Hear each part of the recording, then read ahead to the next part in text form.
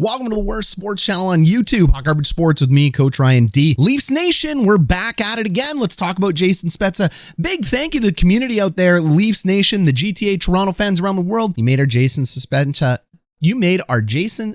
suspension video, tongue-tied, one of our most watched videos in recent memory. So I appreciate it. All the comments from you, Leafs Nation. And Leafs Nation, if you're new to Hot Garbage Sports, smash subscribe, like, if and only if you want Leafs coverage from a non-Leafs fan who doesn't hate the Leafs outside of your bubble in your market, and you want more of a pragmatic opinion. If that's what you're looking for in Leafs Nation, because we all know it can be tough living in the bubble that is Toronto, this is the channel for you. Smash subscribe, notification bell on.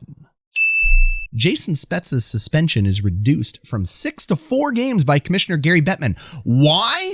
Commissioner Gary Bettman said he had information that the Department of Player Safety didn't have at the time, and that information is very simple. It's that Neal Pionk was concussed and missed 2 games of his own suspension with a concussion, and it turned out to be 3 games, so Spezza should actually get less. Yep, that's the reason. Now, there's 2 sides to this coin, and I'm going to tell you how I feel so you can know how to feel. No, feel however you want, but I'm going to tell you how I feel. One side of the coin is he absolutely deserved it. You can't be doing that. The player was injured. He targeted the head, and I've seen people in Leafs Nation saying that, hey, man, guy deserved a suspension. Then I see the people saying, well, maybe he deserved a little less, so you won in this one if you feel he deserved to be suspended, plus he got less. Your opinion is validated by the commissioner in this instance.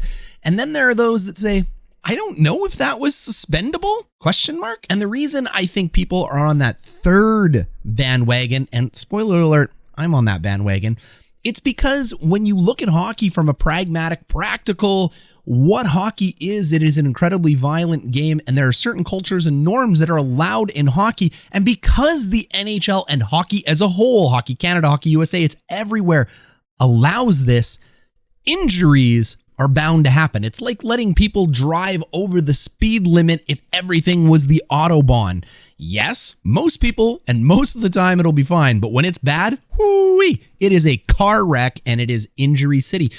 But players sign up for that. They agree to that. The culture of hockey from the age 13 onwards, which is when players are allowed to start hitting top end players from AAA all the way up to the NHL, except that it's a dangerous game and that there's going to be some give and take. And at any point in time, your career, your life, or your brain can be taken away from you. So what does that all mean? Big roundabout circle. Jason Spezza went to blow up Neal Pionk. Jason Spezza went out there because his team and his coach Sheldon Keefe said, we got to get back at the Jets for what Pionk did to Sandin. Sandin gets injured by Neal Pionk. Neal Pionk's trying to hit Sandin. Both players, Pionk and Spezza, are not trying to end a career. But the interesting thing about that is they're still trying to blow up the player. Neal Pionk is trying to hit Rasmus Sandin as hard as he can in the chest, clean. Whatever happens after that, sure, he'll feel bad if bad things happen. He's not a psycho, but he ends up catching a knee. Sandin's hurt. That really sucks.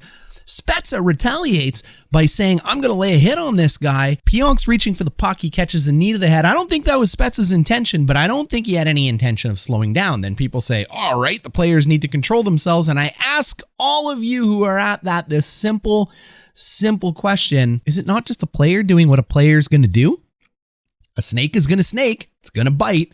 A shark's going to shark. It's going to eat its things. And a hockey player is going to run through players because that is what they are taught to do. They're taught to retaliate. They're taught to stand up for the team. And then accidents happen. And then you punish the accident based on the culture that you've created and allowed to happen. And that's what happened. And then the Department of Player Safety gives a random suspension, however they want. Gary Bettman changes that however he wants, and the rules continue to be enforced in any mishmash minor of ways. So, should players be hitting each other on the knee or in the head? Absolutely not. Does the culture of hockey need to change? For sure. Is that the point of this video? Nope. Just saying, based on the way the game is played today, that it just never made any sense at all that these guys ended up with 2 and 4 games.